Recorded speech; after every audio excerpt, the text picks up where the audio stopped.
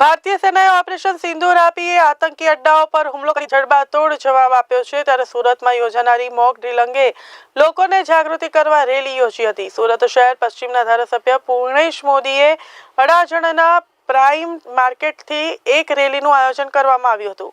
પાકિસ્તાનના આતંકવાદી કેમ્પ પર ભારતીય સેના દ્વારા કરાયેલા હુમલા બાદ સમગ્ર દેશમાં નાગરિકોમાં ઉત્સાહ જોવા મળી રહ્યો છે। યોજાનારી મોક ડ્રીલ બ્લેકઆઉટ વિશે નાગરિકોની જાગૃતિ કરવા સુરત પશ્ચિમના ધારાસભ્ય પૂર્ણેશ મોદી પણ આ રેલીમાં જોડાયા હતા। આ રેલીમાં બહોળી સંખ્યામાં નાગરિકો જોડાયા હતા।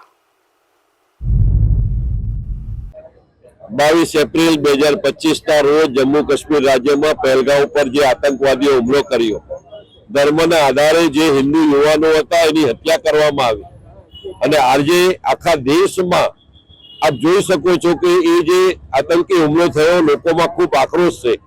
જે આગ લોકોના દિલમાં છે એ જ આગ આદરણીય પ્રધાનમંત્રી નરેન્દ્રભાઈ મોદી સાહેબના દિલમાં પણ છે। એક દેશભક્તને છાજે એ પ્રકારનો એમનો રવૈયો રહ્યો છે અને એક પછી એક કદમ પાકિસ્તાન સામે ભારત ઉઠાવી રહી છે।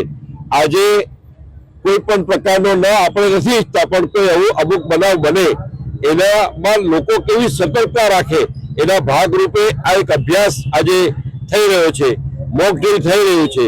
તો આ મોક ડ્રીલ જ્યારે થઈ રહ્યું છે ત્યારે લોકોમાં કોઈ ગેરમાર્ગે કોઈ દોરે નહીં, કોઈ અફવા ફેલાવે નહીં, કોઈ એનો દુરુપયોગ થાય નહીં, કોઈ ગભરાય નહીં, માત્ર સાવધાન રહે, સતર્ક રહે એના ભાગરૂપે લોકોમાં જનજાગૃતિ અભિયાન થાય એના માટે આજે અહીંયા પગપાળા અડાજણ નદી પાર્ક વિસ્તારમાંથી એક રેલી આકારે આગળ વધીને એક લોકોની જનતાને માહિતી મળે, જનતાને જે પ્રકારે આજે 4 વાગે સાયરન વાગવાના છે અને એને કારણે લોકો એ માહિતી હોય તો લોકો એને અનુકૂળ રહે, કોઈ અવ્યવસ્થા ન સર્જાય એના માટેની આ રેલી છે।